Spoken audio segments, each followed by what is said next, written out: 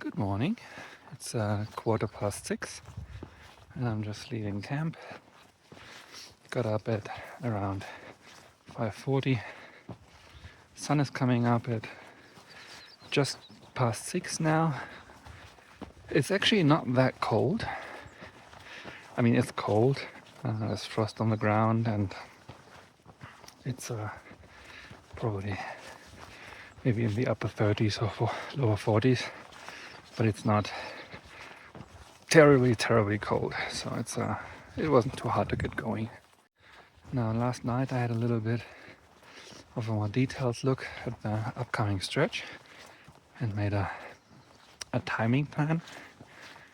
The first crucial snow sections, as in lots of snow and steep slopes, will start in around 25 miles.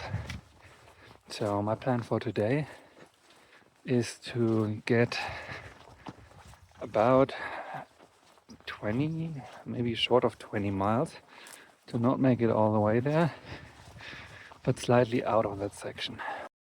Now, why am I doing this?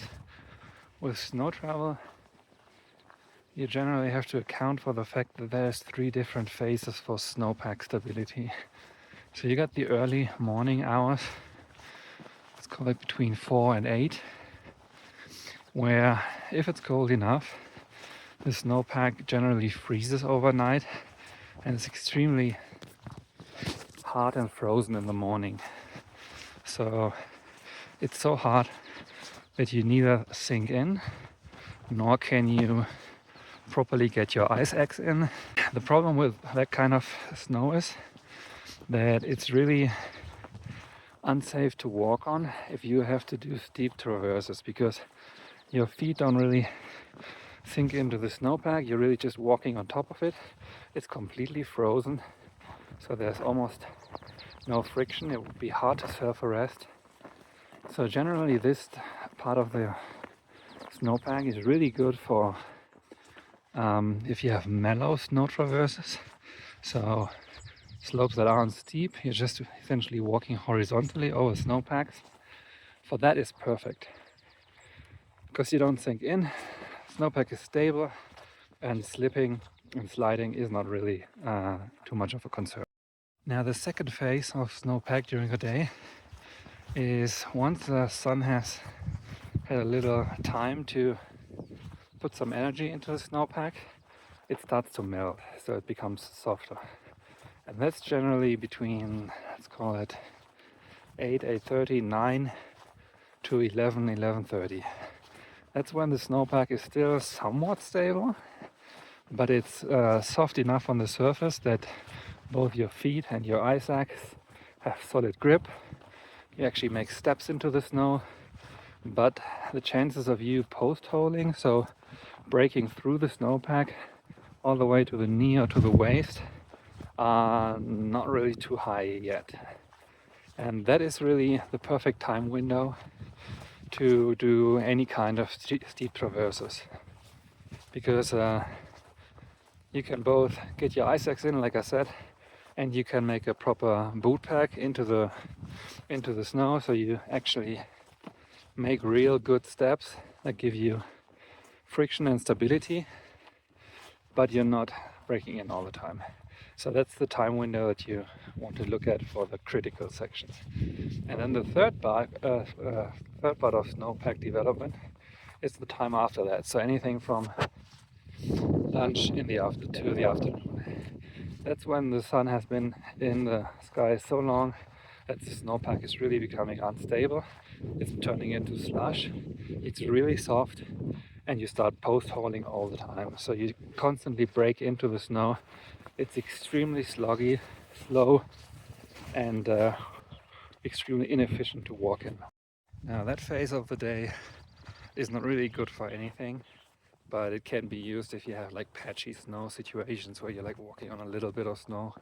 The unfortunate reality is that the profile of the trail that you walk isn't really perfectly adjusted to these snowpack phases. So what you really should be doing is plan your days so that the most dangerous sections fit right into that sweet window between 8:30 and 11:30, and then everything else kind of falls in line.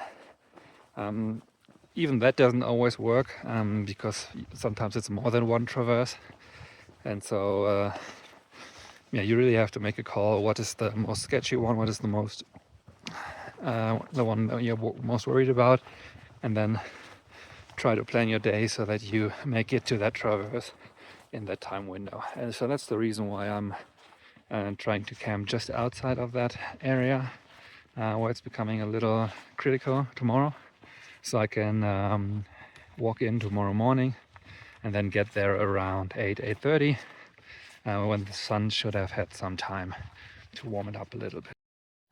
Now tonight I camped at just short of 11,000 feet, and the slope that I'm currently walking up is south facing, and as you can see behind me, this is still all completely snow free. So for now the trail will follow this ridge line, which looks mostly free. So I've now climbed to 11,500 feet and am on top of a ridge line. So this is where a lot of sun exposure hits. So there's no snow up here, but there's snow in the distance. So we'll see. So I've made it up to 12,200, or just above 3,700 meters. And so far it's still pretty looking clear, but now I'm starting to get into the northern expositions, the northern slopes. So that's why I'm expecting the most snow. Well, today going is really slow. It's either snowfield or swamps, or if it's trail, it's usually covered in winter debris, twigs, trees, debris, just everything that kind of gathers under the snow. But my God, what an environment. Holy smokes, it's insanely beautiful. I'm a bit at a loss for words, but let me just put it this way. This is why I came here. So, if the information of my fellow hikers who went here before me is correct, the climb out of this little valley up to the next ridge is where a lot of snow, there's apparently a lot of snow. So that's where the snow climbing starts, and it might even be the place where I'll have to get out the spikes. We'll see. I'm definitely feeling the altitude. So I'm at close to 12,000 feet again. Got a little bit of a headache. Pulse is 145 even when moving at a snail's pace. So I guess the only thing you can do, take it real slow. So this is the east side of this hill. As you can see, there's still quite a bit of snow in here. That's where the trail said I should come up, but I decided, why don't I go up the south side? Looks a lot drier. And that worked well. Well, here we go. It looks like there's a lot more snow coming. I mean, yes, there is a little snow, but it's nothing to write home about. We'll see if there's more up top. Well, movement is slow today, that's for sure. There is a trail, but the trail is either under snow or underwater or in a swamp, or sometimes you can walk on it. So that means that in general I'm jumping between dry islands, between snow patches. At least I've been doing it for the last 3 hours. And I think I've crossed about 100 snowfields now. And obviously the shoes don't really stay dry with that. So my shoes are soaking wet, which was to be expected. But it's actually going more smoothly than I expected. I thought conditions would be a lot worse. So it's just slow, but it's not terrible. Quite the contrary, it's extremely pleasant up here. Weather is fantastic, the landscape is out of this world, and I guess if you come here in 4 weeks, this is probably the perfect place to go hiking. I'm still not where I want to be for the night. It's another 3 miles or so, and I think I just realized today was probably among the most exhausting days on the entire trail so far. Not only is the terrain very challenging, and a lot of bushwhacking. I think I lost the trail about 20 times, something like that, because it's buried under snow all the time. Terrain is really hard to walk. I don't know how many snowfields I crossed. It was certainly more than 100.